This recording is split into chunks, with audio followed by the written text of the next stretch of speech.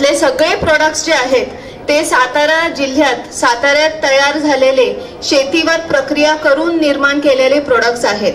मग जर शेती आधुनिक व्हायला लागलेली आहे तर मुलांनी जास्तीत जास्त त्याच्यात भाग घ्यावा, त्याच्याबद्दल समजून घ्यावं आणि त्याच्यात पुढे जाऊन मी शेतीत काम करणार आणि मी शेतकरी होणार ही भावना मुलांची आहे। की कोऑपरेटिव्ह क्षेत्रात असून अगदी आमचे 250 सभासद आहेत, फार सभासदी नाही आहेत, तरी देखील या संस्थेची वाटचाल चांगली चालली आहे, संस्थेची मालमत्ता ही चांगली आहे।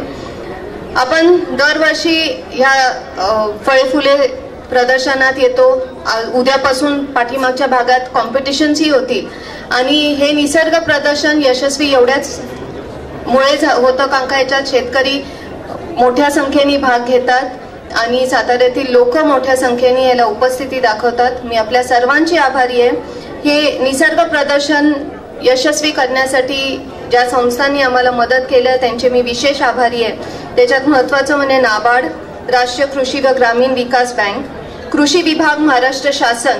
आज जो मधला देखावा आपण बघताय तो सगळा कृषी विभागाने केलेले आहे। परत कृषी तंत्रज्ञान व्यवस्थापन यंत्रणा आत्मा, जिल्हा परिषद सातारा, कृषी उत्पन्न बाजार समिती वाशी, थँक्यू सोळस्कर साहेब, अजिंक्यतारा सहकारी साखर कारखाना लिमिटेड छावनगर शेंद्रे, सातारा जिल्हा मध्यवर्ती सहकारी बँक, कृषी उत्पन्न बाजार समिती सातारा, पंचायत समिती सातारा, डॉक्टर प्रतापसिंह राजे महाडिक व श्री राजपुरोहित साहेब आणि सातारा जिल्ह्यातील सर्व शेतकरी। धन्यवाद।